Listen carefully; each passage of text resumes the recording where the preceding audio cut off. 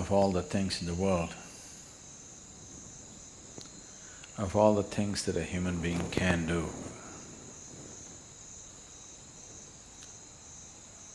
why yoga?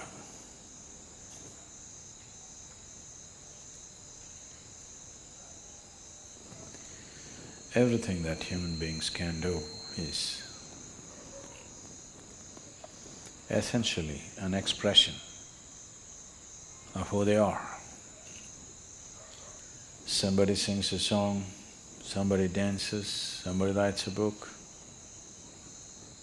somebody paints a picture. Whatever else we do is an expression of who you are. You may be conscious of it, you may be unconscious of it, but still everything that you say, everything that you do, everything that comes out of you is essentially an expression of who you are.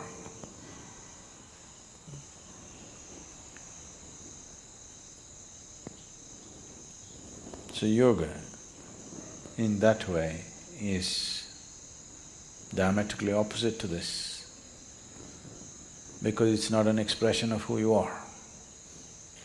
It's about determining as to who you are. It's about determining as to what you want to be. Changing the very fundamentals of one's existence. Today, there is substantial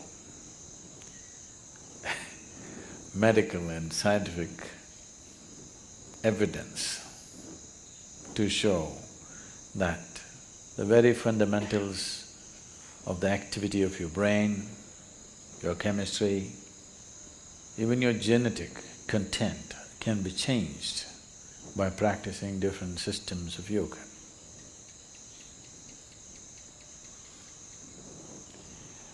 This needed no confirmation because we've always witnessed this.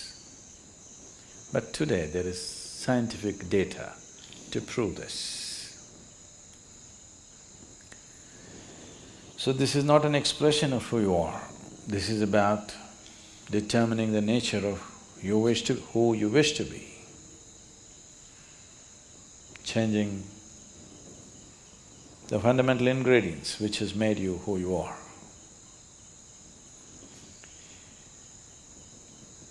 So yoga as a system needs much more involvement than any other things that any other forms of things that we do, which are merely an expression of who we are. If you find full expression through any particular activity, it may also leave you somewhat transformed. If you cook with all your heart, some transformation may happen. Yes, taking care of a cow can change your life, you know. If you sing with all your heart, some transformation may happen. If you dance with all your heart, some transformation may happen. But that is only a certain impact that is happening because of absolute involvement in a particular activity. But essentially that activity by nature is an expression of who you are. It is not determining the nature of who you are. So when we transform our activity, not as an expression of who we are, because who wants to find expression like this in the morning? Definitely not, isn't it? So, it is not an expression, it is a method, it is a means, it's a technology through which you can change the shape of who you are. Literally also, otherwise also. You can change the very shape of who you really are right now, that can be transformed. Because who you are right now as a person is a combination of things. genetic material, before that, the karmic substance that you carry. Because of that, you chose a certain womb, so the genetic material.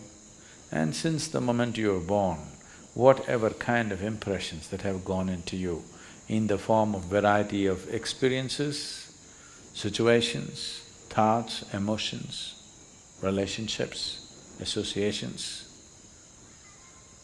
whatever else you have imbibed, all these things make you a certain kind of person.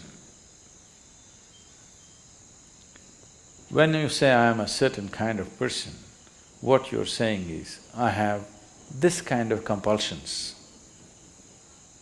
When you say, I am this kind of person, what you're saying is, this is the kind of compulsions that I identify myself with, so I am this kind of a person.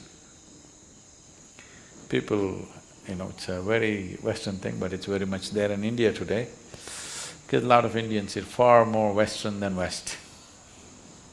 If you go all the way west, you come back to India. So they are much more Western than Westerners are today.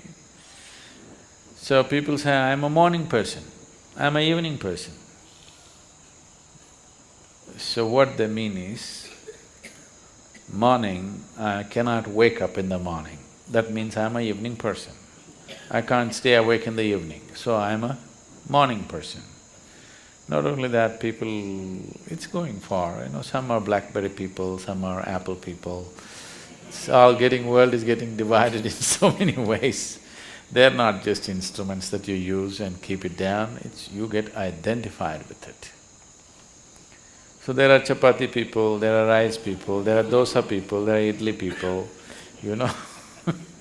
all kinds. So, what kind you are is essentially a certain type of compulsion.